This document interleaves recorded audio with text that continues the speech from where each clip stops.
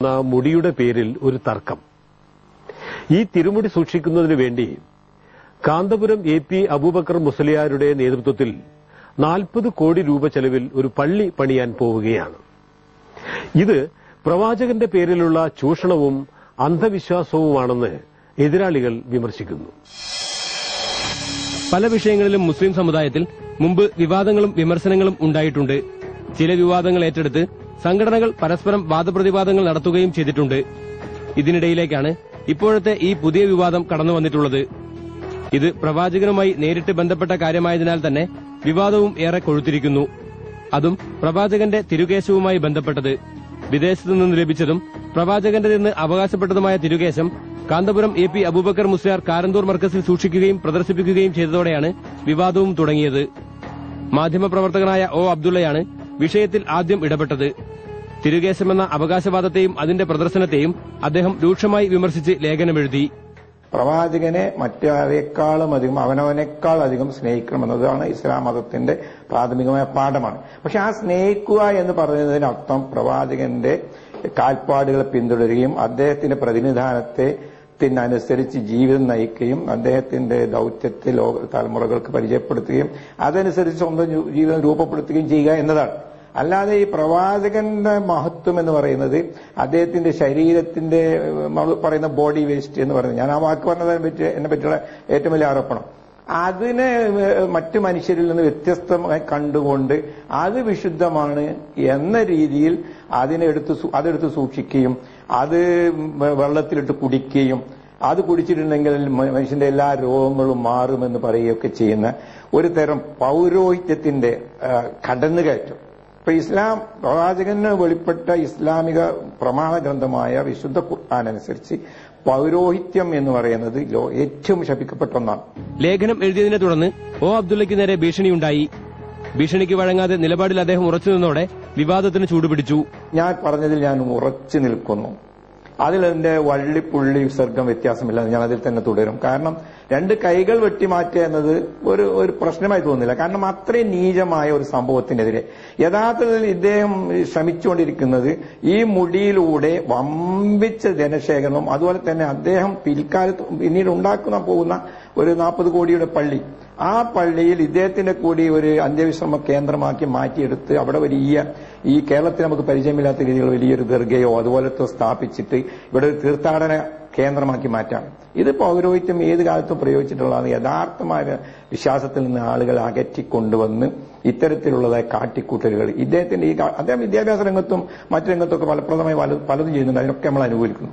പക്ഷെ ഇത്തരത്തിലുള്ള ഒരു പിറകോട്ടുള്ള നടത്തം, ഘടികാരത്തിന് സൂചി പിറകോട്ട് പിടിച്ചിരിക്കുക എന്നുള്ളത് ഒരു നിലക്കും അംഗീകരിക്കാനായതല്ല. മതപരമായ മറ്റു കാര്യങ്ങളിൽ എന്ന പോലെ തന്നെ തിരുകേശ വിവാദത്തിലും സുന്നികളും മുജാഹിദും ജമാഅത്തെ ഇസ്ലാമിക്കുമുള്ള അഭിപ്രായം വ്യത്യസ്തങ്ങളായിരുന്നു. വിവാദത്തിൽ ആദ്യം കക്ഷി ചേർന്നതും പരസ്യമായി രംഗത്ത് വന്നതും EK വിഭാഗം സുന്നികളാണ്. വിദ്യാർത്ഥി വിഭാഗമായ SKSSFനെ രംഗത്തിറക്കി EK വിഭാഗം സുന്നികൾ പ്രതിഷേധവുമായി ആദ്യം രംഗത്തിറങ്ങി. പ്രവാചകന്റെ തിരുകേശത്തെയല്ല, കാന്തപുരം അബൂബക്കർ മുസ്ലിയാർ സൂക്ഷിച്ചിട്ടുള്ള കേശത്തിന്റെ ആധികാരികതയാണ് ഇവർ ചോദ്യം ചെയ്തത്. അദ്ദേഹം പറയുന്ന ഇത് കൈമാറിപ്പോകുന്ന ഒരു പരമ്പരയുണ്ട്. സ്വാഭാവികമായും പ്രവാചകനിൽ നിന്ന് കൈമാറി പോകുന്ന ഒരു ശൃംഖല ഉണ്ടാവുമല്ലോ. അദ്ദേഹം ആ ശൃംഖല പുറത്തുവിട്ടു വിവാദമായപ്പോ. പക്ഷെ ആ ശൃംഖലയ്ക്ക് തന്നെ നേരെ ഘടകവിരുദ്ധമായ ഒരു ശൃംഖലയാണ് ഇത് കൈമാറി എന്ന് പറയുന്ന അറബി അവരുടെ പത്രത്തിൽ തന്നെ കൊടുത്ത അഭിമുഖത്തിൽ പറഞ്ഞത്. ഇത് പരസ്പര വൈരുദ്ധ്യമാണ്. ഇതിന് ക്ലാരിഫിക്കേഷൻ അവരുമായി ബന്ധപ്പെട്ടിട്ട് അവർ ഒഴിഞ്ഞു മാറുകയാണ്, കൃത്യമായി മറുപടി നൽകുന്നില്ല. ഒപ്പം ഇതിന്റെ പേരിൽ നടക്കുന്നത് കച്ചവടമാണെന്നും ആത്മീയ വാണിഭത്തിനെതിരെ ക്യാമ്പയിൻ നടത്തുമെന്നും SKSSF പ്രഖ്യാപിച്ചു. കാരന്തൂർ മർക്കസിൽ അവർ വെച്ചു. അത് ഇഷ്ടമുള്ള ആളുകൾ അതിന്റെ പുണ്യം മാത്രം സ്വീകരിച്ചു പോകുകയാണെങ്കിൽ ഞങ്ങൾ ഈ വിവാദത്തിൽ ഇടപെടില്ല. മറിച്ച് അവർ പബ്ലിക്കിനിടയിൽ ഇത് പ്രവാചകന്റെ തിരുകേശമാണെന്ന് പറഞ്ഞ് അവതരിപ്പിക്കുകയും അതിന്റെ പേരിൽ 40 കോടിയുടെ പള്ളി ഇത് സൂക്ഷിക്കാനെന്ന് പറഞ്ഞ് മാത്രം നിർമ്മിക്കാൻ തീരുമാനിച്ച് അത് വ്യാപകമായി കലക്ഷൻ നടത്തിക്കൊണ്ടിരിക്കുക. അതിന്റെ ഒപ്പം ആ മുടിയിട്ട വെള്ളം എന്ന് പറഞ്ഞ് രാജ്യവ്യാപകമായി വെള്ളം കൊണ്ടെത്തിച്ച് അത് വമ്പിച്ച വിലക്ക് വിറ്റഴിച്ചുകൊണ്ട് കാശ് സ്വരൂപിച്ചുകൊണ്ട്, അപ്പൊ ജനങ്ങൾക്കിടയിൽ വിശ്വാസികൾക്ക് പ്രവാചകനുള്ള സ്നേഹം ചൂഷണം ചെയ്തുകൊണ്ട് ഇങ്ങനെ കാശ് സംഘടിപ്പിച്ചുകൊണ്ടിരിക്കുമ്പോൾ ഇത് ആധികാരികമല്ലെങ്കിൽ അത് തുറന്നു പറയാൻ ഞങ്ങൾ ബാധ്യസ്ഥരാണ്. കാരണം പ്രവാചകന്റെ പേരിൽ ജനങ്ങൾ കബളിപ്പിക്കപ്പെടാനും വഞ്ചിക്കപ്പെടുന്നതിനും കൂട്ടുനിൽക്കാനോ വിശ്വാസികളെ സംബന്ധിച്ചിടത്തോളം ആശാസ്യമല്ല. ആശയപരമായി സുന്നികളോട് വിയോജിപ്പുള്ള മുജാഹിദ് വിഭാഗത്തിന് ഇക്കാര്യത്തിൽ പക്ഷേ വ്യത്യസ്തമായ അഭിപ്രായമാണുള്ളത്. പ്രവാചകന്റെ തിരുകേശമെന്ന അവകാശവാദം തന്നെ ഇവർ ചോദ്യം ചെയ്യുന്നു. നബിയുടെ കാലശേഷം ഇത്തരം കാര്യങ്ങൾ ശ്രദ്ധിക്കേണ്ടിയിരുന്ന ആരായിരുന്നു? അബൂബക്കർ റളിയല്ലാഹു അൻഹു. ഏറ്റവും അടുത്ത അനുയായി, ആദ്യത്തെ വിശ്വാസി. അദ്ദേഹത്തിന്റെ 2 വർഷത്തെ ഭരണ കാലഘട്ടങ്ങളിൽ ഈ മുടി അല്ലെങ്കിൽ എന്തെങ്കിലും ശേഷിപ്പുകൾ, ഒരു മനുഷ്യനെ നിലനിൽക്കുന്ന ലോകത്ത് ജീവിച്ച സന്ദർഭത്തിൽ ശേഷിപ്പുകൾ ഉണ്ടാകാം, അത് സ്വാഭാവികമാണ്. അനുയായികൾക്ക് അതിനോട് സ്നേഹവും ബഹുമാനവും ആദരവും ഒക്കെ അറിയാതെ വന്നിട്ടുണ്ടാവാം. പക്ഷെ ഇത് ഏതെങ്കിലും നിലക്ക് ഇങ്ങനെ ഒരു പുണ്യം ലഭിക്കുന്ന നിലക്ക് സംരക്ഷിക്കപ്പെട്ട് അത് ചൂഷണത്തിന് വിധേയമാക്കപ്പെടുന്ന ഒരവസ്ഥയും അതിന്റെ പേരിൽ മഹത്വം അവനവൻ കൈപ്പറ്റുന്ന ഒരവസ്ഥയും ഉണ്ടായിട്ടുണ്ടോ എന്ന് നമുക്ക് മാതൃക നോക്കണ്ടേ? അബൂബക്കർ റളിയല്ലാഹുവിന്റെ ഭരണകാലഘട്ടത്തിൽ ഒരുപാട് പള്ളികൾ നിർമ്മിക്കപ്പെട്ടിട്ടുണ്ട്. ഒരുപാട് ലോകത്തിന്റെ വിവിധ ഭാഗങ്ങളിലേക്ക് ഇസ്ലാം പ്രചരിച്ചിട്ടുണ്ട്. എവിടെയെങ്കിലും അബൂബക്കർ സിദ്ദീഖ് ഇങ്ങനെ ഒരു മുടി സംരക്ഷിക്കാൻ ഒരു പള്ളി ഉണ്ടാക്കിയിട്ടുണ്ട്.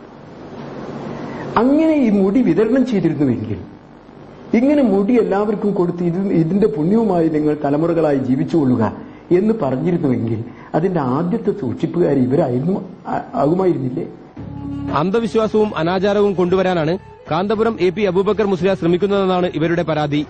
വിശുദ്ധ ഖുർആനിലോ പ്രവാചക ചര്യയിലോ യാതൊരു പിൻബലവും ഇത്തരം ചൂഷണത്തിനില്ലെന്നും ഇവർ ചൂണ്ടിക്കാണിക്കുന്നു. ഈ ചൂഷണം സാമ്പത്തിക ചൂഷണത്തിന്റെ ഒരു കേന്ദ്രമായി ഇതിനെ പരസ്യമായി അതിന്റെ നബിയുടെ സ്വപ്നം അടക്കം തുറവിയാക്കാൻ, സ്വപ്നം എന്ന് പറഞ്ഞുകൊണ്ട് പ്രവാചകന്മാരുടെ സ്വപ്നമല്ലാതെ ലോകത്തെ ആളുകൾക്ക് എന്ത് സ്വപ്നം കാണുന്നതിന് നബിയാണ്? ഇയാൾ നാളെ ഇനി അമേരിക്കയുടെ പ്രസിഡന്റായിട്ട് സ്വപ്നം കണ്ടു എന്നിട്ട് അങ്ങനെ അങ്ങോട്ട് തുടങ്ങിയാൽ, ഞാനാണ് പ്രസിഡന്റ് എന്ന് പറഞ്ഞ് പറയാൻ തുടങ്ങിയാൽ എന്തൊക്കെയാണ് ഇയാൾ ഇങ്ങനെ സ്വപ്നം കാണുന്നതെന്ന് പറയാൻ പറ്റും.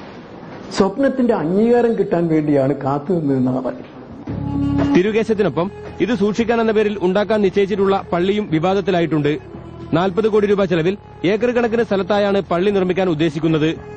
ഇത് പള്ളിയെക്കുറിച്ചുള്ള ഇസ്ലാമിന്റെ കാഴ്ചപ്പാടിന് തന്നെ എതിരാണെന്നാണ് ജമാഅത്തെ ഇസ്ലാമിയുടെ അഭിപ്രായം. പള്ളിയെ സംബന്ധിച്ചുള്ള ഇസ്ലാമിന്റെ കാഴ്ചപ്പാട് അത് അരൂപിയായ ഏകനായ ദൈവത്തെ ആരാധിക്കാൻ മാത്രമുള്ളതാണ് എന്നാണ്. ഒരു പള്ളിയിലും നിങ്ങൾക്ക് ഒരു പ്രതിഷ്ഠയും കാണാൻ കഴിയുകയില്ല. ഇപ്പോ നമുക്ക് അങ്ങാടികളിൽ കാണാൻ കഴിയുന്ന പരസ്യം തിരുകേശത്തിന് ഒരു ഉത്തമ കേന്ദ്രം എന്നതാണ്. അതായത് ഈ പള്ളി ഉണ്ടാക്കുന്നത് ഈ കേശം അവിടെ പ്രതിഷ്ഠിക്കാനാണ് എന്നർത്ഥം. അതായത് തിരുകേശം എന്ന പ്രതിഷ്ഠയുള്ള ഒരു പള്ളിയായിരിക്കും അത് എന്നതാണ്. അത് ഇസ്ലാമിന്റെ പള്ളിയെ സംബന്ധിച്ചുള്ള സങ്കല്പത്തിന് തന്നെ എതിരായിട്ടുള്ള ഒരു കാര്യമാണ്. കാന്തപുരം AP അബൂബക്കർ മുസ്ലിയാരുടെ തിരുകേശ അവകാശവാദത്തിനു പിന്നിൽ ഒരു ആത്മീയ മത്സരവും ജമാഅത്തെ ഇസ്ലാമി കാണുന്നുണ്ട്.